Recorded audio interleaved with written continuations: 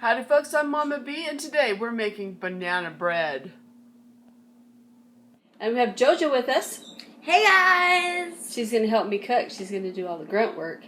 Okay, so you got fresh bananas and now they look like this. What do you do with them? Throw them out. No. Don't throw these out. These bananas are perfect for making banana bread. So we're going to show you how. So you're going to peel the banana, get all the skin and the little stringy things off. You're going to cut off that nasty bit. And you throw them into your bowl and you mash them. Now this recipe is from Betty Crocker's cookbook, but it's my recipe because we change a few things up to make it a little bit better. So get those bananas in there and we're going to mash them all up. You're going to use about 3 to 4 bananas. So let's get you some more bananas, Joe. Okay. So the recipe calls for 1.5 cups of bananas or 3 to 4 ripe bananas. It's been my experience, if you have a 5th banana that's ripe and you don't want to waste it, you want to use it, throw it in there too because it just makes it nice and moist. Okay, so we got all the bananas mashed and you can tell there's a little bit extra banana in there. It's going to be okay, trust me. Or don't, and follow the recipe exact with 1.5 cups of banana and let's go. Alright, when you're baking, you want to use up, or you want to put in all your wet ingredients first. Now, sugar counts as a wet ingredient because it dissolves like the wet ingredients. We're using, the recipe calls for 1 cup of sugar, but we're using a little less, closer to 3/4 cup because, you know, cut back on sugar. Save it for other treats. Go for it.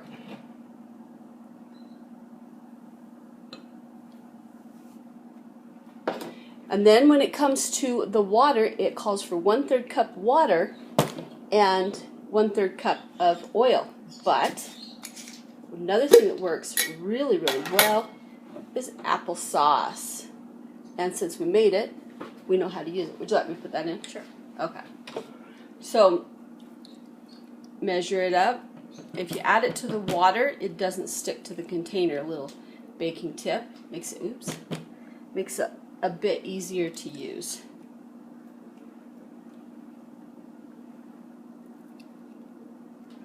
That about does it. Yep, that'll do. You want to pour that in? Sure. When you're replacing oils with applesauce, a couple of tips. 1, use this straight across the same amount. And 2, don't use it for cookies and brownies because it doesn't make them have that nice crisp that you want in those certain areas. Alright, how are you at cracking eggs, JoJo? Good, pretty good, pretty good. Put in a couple of eggs.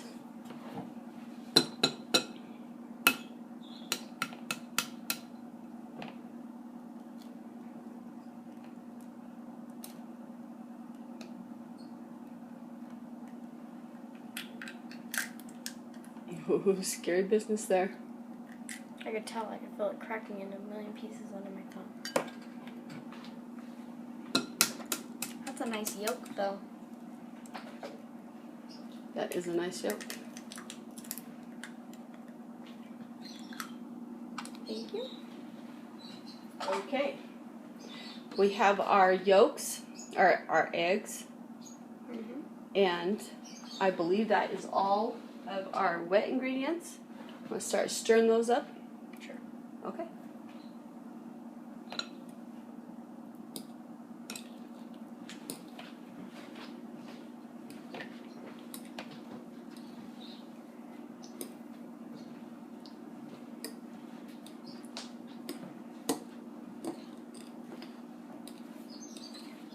It's pretty. It is pretty, isn't it?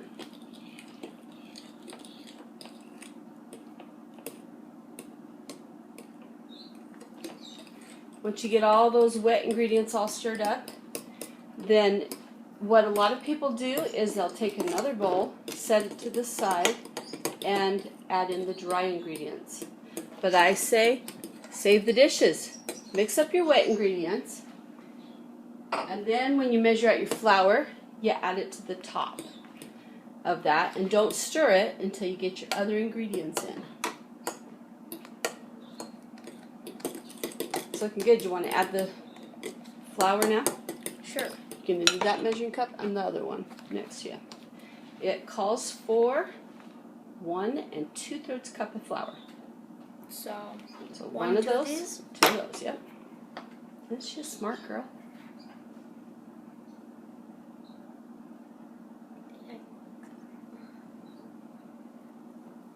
There's 1.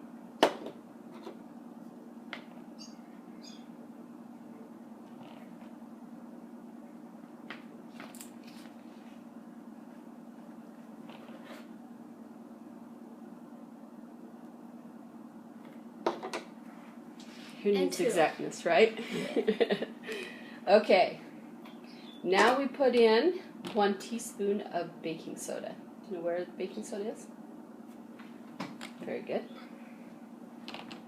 1 teaspoon. 1 teaspoon. Where are the teaspoons? Oh, there. Now, we're not going to stir this in. We're just going to dump it on top. And that way when we stir all of it together, the dry ingredients will all kind of mix together before they go into the wet ingredients.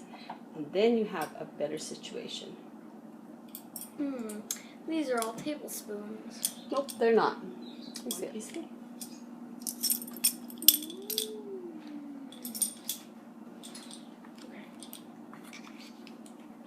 You want that kind of level.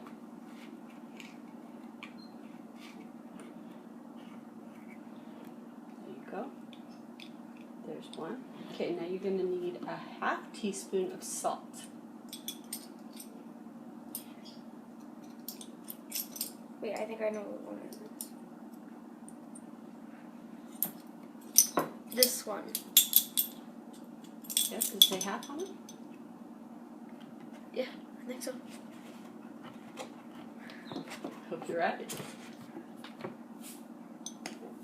Careful pouring it because sometimes that salt pours out really fast. I'm a professional. Professional. Awesome. There you go. And then we're going to need 1/4 teaspoon of baking powder. Do you know where that is? Okay.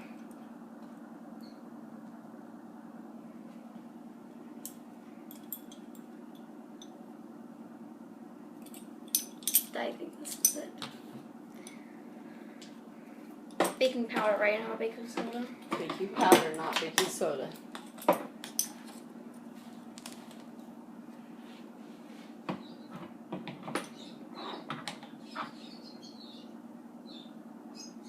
Alright, now see how that clumped up? You want to make sure that's all mixed in with flour before you start stirring it into the rest of it.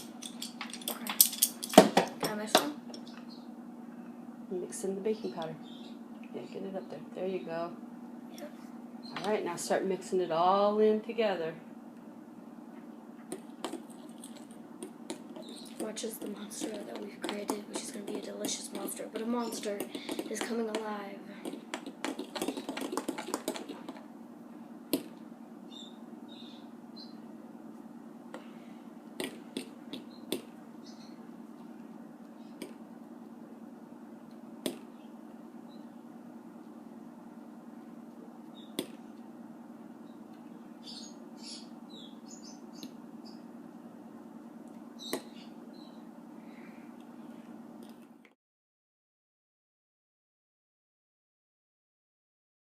Okay, what's next, Jojo? Chocolate chips. Chocolate chips. Yum. How many? The rest of the bag. Oops. But not these 2. I'm eating them.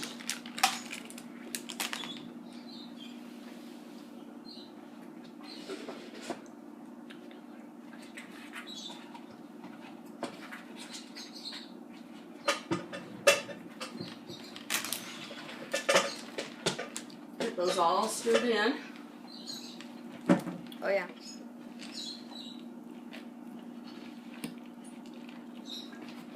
And a lot of people bake their banana bread in bread loaves. We like to use these pie tins. They're glass, they're nice, and I know how to use them. And they're comfortable.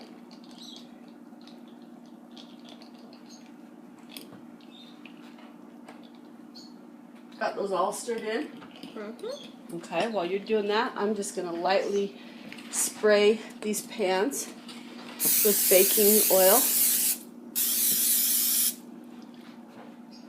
Maybe a little more on that. Just go.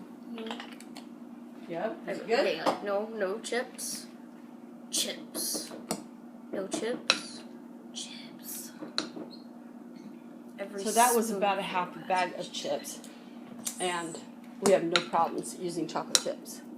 Alright, now we're going to take this and we're going to aim it down here so you can see this yumminess. We're going to pour it in, about half of the pot in one and half in the other.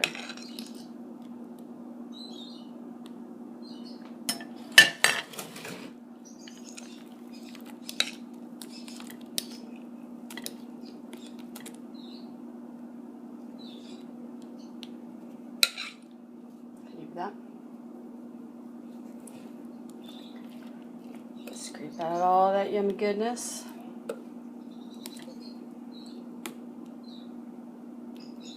Manage your batter well, folks.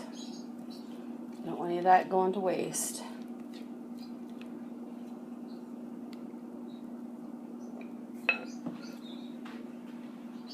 And there you have it.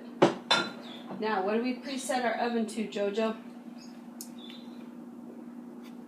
350. 350. Oh, and it just got ready. So into the oven we put them.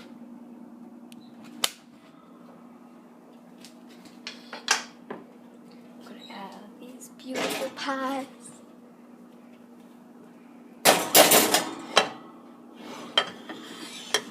You'll come this way. There we go. It shows that cool stick you use. This might be my favorite stick in the world. It's got this little thing that you can push it down, the thing back into with it, and you can also have this so you can hook it back out. It's. All right. And how long do you bake this for? I don't 25 know. minutes. Oh, 25 minutes. So let's get the timer set. 25 minutes. All right. Now we just gotta wait. So guys, the timer went off.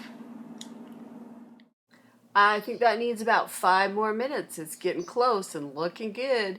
The timer went off.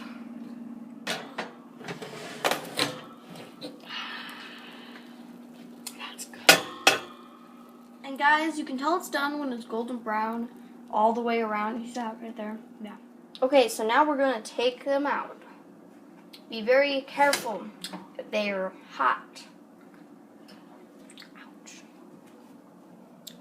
Okay, I didn't burn myself, but I did touch the hot and the heat and it was hot. The moment of truth. Okay guys, this is the moment of truth.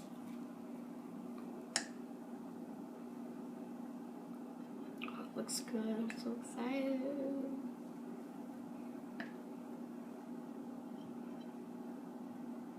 Okay. Chocolate chips look so good. Ooh, hot.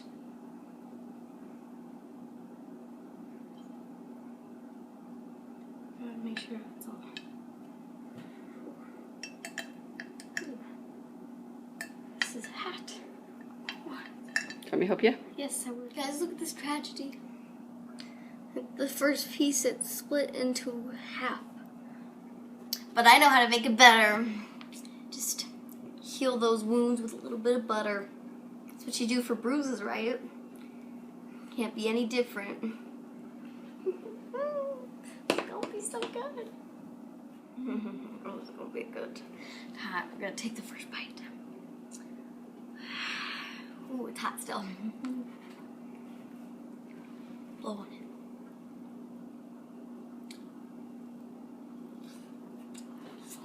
That's so good. Yeah, no, this is good.